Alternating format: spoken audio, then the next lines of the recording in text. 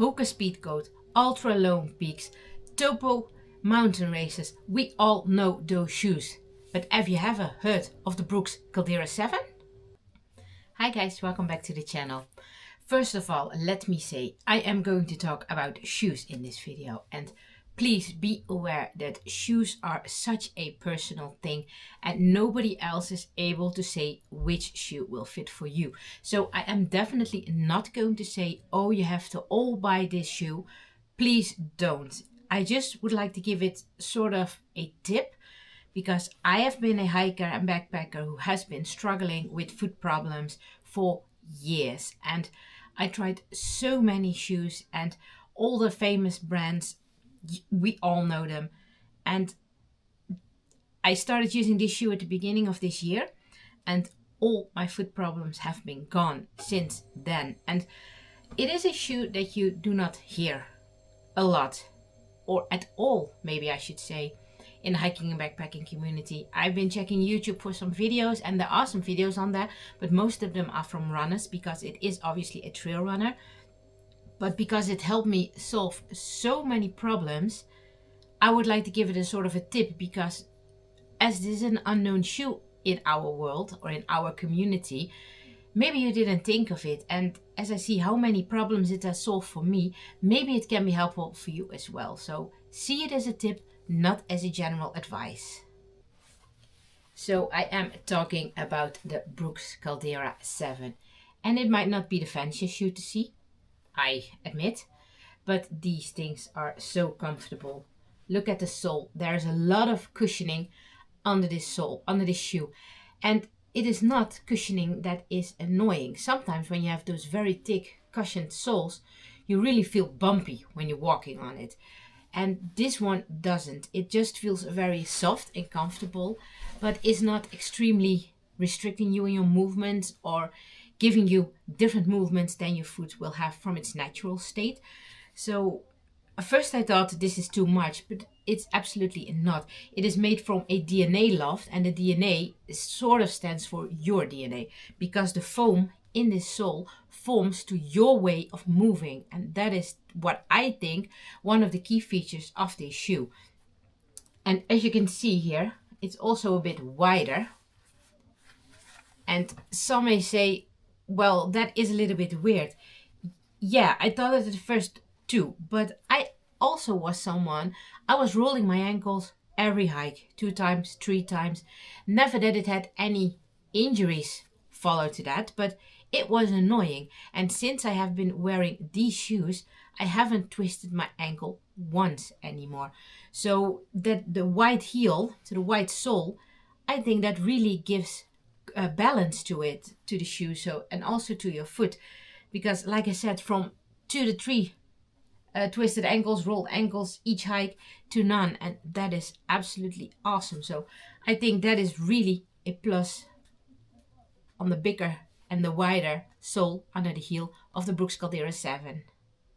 As it is a trail runner, the mesh upper is not waterproof, so be aware of that. You also saw that in my video where I was hiking in Noord-Hollands Duinreservaat, sand and everything, it comes through the mesh, so be aware of that.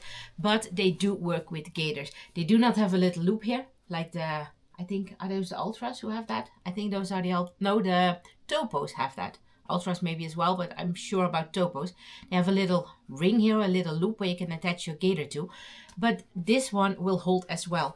There's also some Velcro here in the back, already added for your gaiters. So that's nice. What are you doing, huh? So that's really nice. So not waterproof, but they dry very quickly. I had wet feet in them a few times, but they are dry within a few hours, especially when you can put them in sunlight. Never put them underneath a heater or something, because that's never good for a shoe, but they will dry very, very quick. And then it also comes to the grip of this shoe. This is awesome. This is a really aggressive grip, but it does not hold me back. I haven't been slipping ever since I'm wearing these shoes on wet rocks or anything. No problems whatsoever. So it is an aggressive grip, but it's a really comfortable grip. I feel very comfortable on them, and I am not afraid of slipping or sliding out on the trail. So that is something that I really like about this shoe as well. So overall, I am so surprised about this shoe because you never hear anyone ever say something about the Brooks Caldera 7 when it comes to hiking or backpacking. And therefore, I really wanted to introduce this shoe to you because I had so many foot problems. I had burning under the ball of my foot, was always burning. It already started after a few kilometers, so long hikes. I was always struggling with that. The twisting of my ankle, like I mentioned, blisters, and none of that ever happened since I am wearing them. And I'm wearing them since the beginning of this year. Maybe it was December even when I started using them. So let's say roughly 6 months. They are a game changer. Meanwhile, they have become my daily shoe as well because I make long days at work. Sometimes we have to make 11-hour shifts.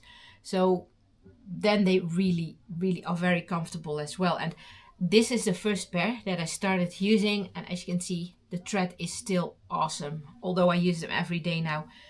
My go-to hiking shoe. I haven't been hiking in anything else anymore. And on those work days that I wear something else, I also feel that at the end of the day. And you know that I've been dealing with PTSD on my left foot. No problems anymore either.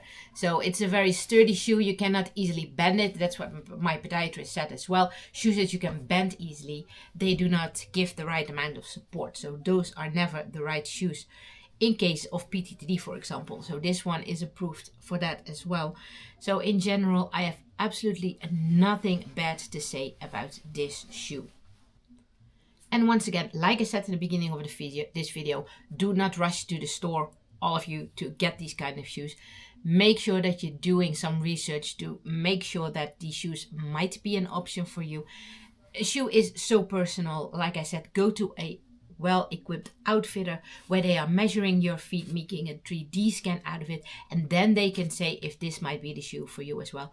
But because it helped me so much and it improved my hiking and backpacking life for 1000% in a good way, I wanted to share it with you because maybe you didn't think about this shoe. I didn't either, and I don't know how I stumbled upon them. Actually, I think I just saw them at the outfitter where I used to work, that they were on sale, and I thought, oh well, why not give it a try, because the cushioning is something that I really like. That was more that I started using it for the burning under the ball of my foot. So it turned out to be a wonderful shoe for me that really does magic on my feet. So yeah, if you find this video helpful, give us a like, subscribe to the channel and notify the alarm bell. And then as always, enjoy the outdoors. We'll catch you on the next trail. Goodbye.